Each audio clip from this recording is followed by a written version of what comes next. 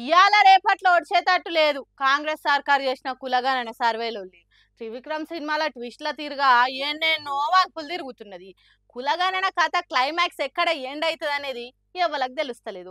షిలికి షిలికి గాలి వాన అయ్యేటట్టే కొడుతున్నది. గాలి వచ్చినప్పుడే తూర్పాల పట్టుకోవాలి అన్నట్టు చేస్తున్నారట కాంగ్రెస్ పార్టీ వాళ్ళు. దేశంలోనే మొదటిసారి కులగణన వర్గీకరణ చేసిన పార్టీ అయ్యే. అందుకే దాని ఫలితాలు పార్టీకి పతార పెంచాలని ప్లానింగులు వేస్తున్నారట. సిఎల్పి మీటింగ్ పెట్టి వాడి వేడిగా చర్చలు జరిపినరట. స్టేట్ ఇన్ఛార్జి దీపాదాస్ మేడం దీపం ఉన్నప్పుడే ఇల్లు చదువుకోవాలి అని చెప్పుడుతోని పాత నల్గొండ జిల్లాల పెద్ద సభ పెట్టి కాంగ్రెస్ పార్టీ సాధించిన విజయాలు సాటి చెప్పాలి అని ఈసారి ఇచ్చుకున్నారట. పార్టీ ఇలువ పెంచే ముచ్చట్లు ఇవైతే సిఎల్పి మీటింగ్ లో కాంగ్రెస్ లీడర్ల మాటల యుద్ధం బాగానే జరిగిందట. ఒకల మీద ఇంకొకరు రిపోర్టు కాగితాలు మడతలకు తెచ్చి మరీ వాదించుకున్నారట. మా బాధలు ఢిల్లీ దాకా చేరాలంటే ప్రతి ఎమ్మెల్యేకు 5 నిమిషాలు టైం ఇచ్చి మాట్లాడిపియాలి అని ఎమ్మెల్యేలు ఏకమై కోరినరట. ఇంకో దిక్కు పార్టీ పద్ధతిని పట్టించుకోకుండా ఇష్టం ఉన్నట్టు మాట్లాడిన వాళ్ళ మీద గట్టి చర్యలు తీసుకోవాలని గరం అయినరట. సర్కార్ను పార్టీని నోటికొచ్చినట్టు మాట్లాడితే ఊకునేది లేదని కట్టడి చేయాల్సిందే అని కరాఖండిగా చెప్పిండ్రట. ఇన్ని ముచ్చట్లు మాట్లాడినప్పుడు చిన్నగుంటది అలొల్లి. అందున అంతర్గత ప్రజాస్వామ్యం దండిగా ఉన్న పార్టీ. అందుకే నువ్వా నేనా అన్నట్టు రచ్చ అయినాయట చర్చలు. పార్టీని కాదని మీటింగ్ పెట్టిన ఎమ్మెల్యే అనిరుద్ రెడ్డి సర్కారు చేసిన పనిని తప్పుపట్టిన ఎమ్మెల్సీ తీన్మార్ మల్లన్న మీద ఎసొంటి చర్యలు తీసుకుంటారో తెలియదు గాని ఈ ముచ్చట్లన్నీ ఒకెత్త అయితే కారు పార్టీలో గెలిచి కాంగ్రెస్ పార్టీకి వచ్చిన ఎమ్మెల్యేలు సిఎల్పి మీటింగ్ కు రాలేదట. ఒకవేళ వస్తే సుప్రీంకోర్టుకు సిక్కినోళ్ళం అయితే అనుకున్నారో ఏమో కుక్కిన పేను తీరుగా గమ్మునున్నారట. మరి చూడాలే ఇప్పటికైనా కాంగ్రెస్ పార్టీ లీడర్లు కాముగా ఉంటారో లేకుంటే ఎప్పటి తీరుగానే ఎడ్డేమంటే తెడ్డేమంటారో.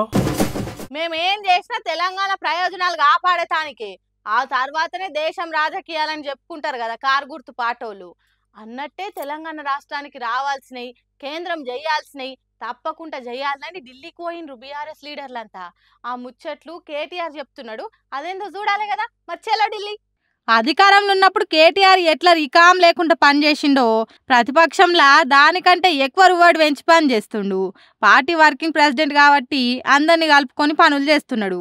కేటీఆర్ సారు ఢిల్లీకి పోయి ఎవరిని కలిసినావు, ఎందుకోసం కలిసినావు అనేది ఓ పారి మొత్తం చెప్పుండ్రి సారు. మేము భారత ప్రభుత్వానికి ఇవాళ ధర్మేంద్ర ప్రధాన్ గారిని కలిసాం. అందరం కూడా కలిసి కేంద్ర హెచ్ఆర్డి మినిస్టర్ గారు. మొట్టమొదటిది మాకు అభ్యంతరకరమైనది ఏమి అంటే భవిష్యత్తులో రాష్ట్రాల యొక్క హక్కులను హరిస్తూ ప్రజాస్వామిక అదేవిధంగా సమాఖ్య స్ఫూర్తికి విరుద్ధంగా అన్ని విశ్వవిద్యాలయాల్లో కూడా రాష్ట్ర విశ్వవిద్యాలయాల్లో కూడా స్టేట్ యూనివర్సిటీస్లో కూడా సెర్చ్ కమిటీలకు వైస్ ఛాన్సలర్ నియామకానికి సంబంధించి సెర్చ్ కమిటీలకు రాష్ట్ర గవర్నర్ గారికే బాధ్యత పెడుతూ ఒక నిర్ణయం తీసుకుంటున్నారు.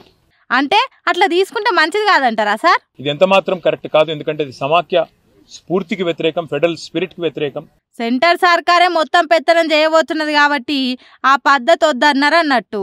ఇంకేం మాట్లాడిండ్రు సార్? వైస్ ఛాన్సలర్ల ఎంపిక విషయంలో కూడా పారదర్శకత పాటిస్తూ నిష్ణాతులైన వారికి అవకాశాలు ఇవ్వాలి అని వారు కూడా సూచించారు. మేము కూడా ఏకీభవించాం. ఖచ్చితంగా నిష్ణాతులే ఉండాలి. ఈ రకమైన ఒక నో సూటబుల్ క్యాండిడేట్ అనే ఒక నిబంధన తీసుకొచ్చి ఎస్సీ ఎస్టీ ఓబీసీ అర్హత కలిగిన విద్యార్థులకు అన్యాయం జరిగితే ఇది మంచిది కానే కాదని చెప్పి కూడా వారికి వివరంగా చెప్పాం.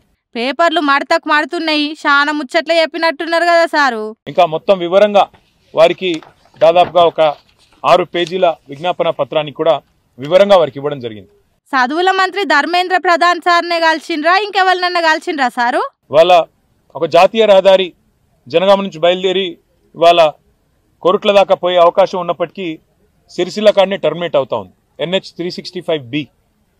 గతంలో వినోద్ కుమార్ గారు పార్లమెంట్ సభ్యులుగా ఉన్నప్పుడు ఇన్ ప్రిన్సిపల్ అప్పటి ప్రభుత్వం ఇదే గడ్కరీ గారు అంగీకరించారు.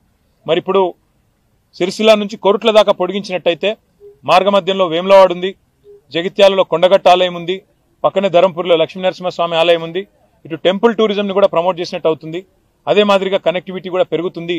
కాబట్టి NH 365Bని మధ్యమానేరు జలాశయం మీదుగా రాజరాజేశ్వర సాగర్ ఏదైతే ఉందో దాని మీదుగా ధవళేశ్వరంలో ఎట్లయితే రోడ్ కమ్ రైల్ బ్రిడ్జ్ కట్టినారో అట్లాగే మిడ్ మానేరు మీదుగా కూడా ఒక రైల్ కమ్ రోడ్ బ్రిడ్జ్ కట్టి వేములవాడ మీదుగా కోరుట్ల దాకా తీసుకుపోయి అక్కడ NH 63 వస్తుంది, దానికి కలపండి అని చెప్పి కూడా గడ్కరీ గారిని కోరాము. ఇన్నరా ఇగో ఇట్లా అధికారంలో లేకున్నా గానీ కేంద్రం నుంచి రాష్ట్రానికి రావాల్సినవన్నీ పట్టుబట్టి తెచ్చుకునే ప్రయత్నం చేస్తున్నాడు కేటీఆర్. చూడాలే ఏమేం సెంటర్ సర్కార్ శాంక్షన్ చేస్తుందో.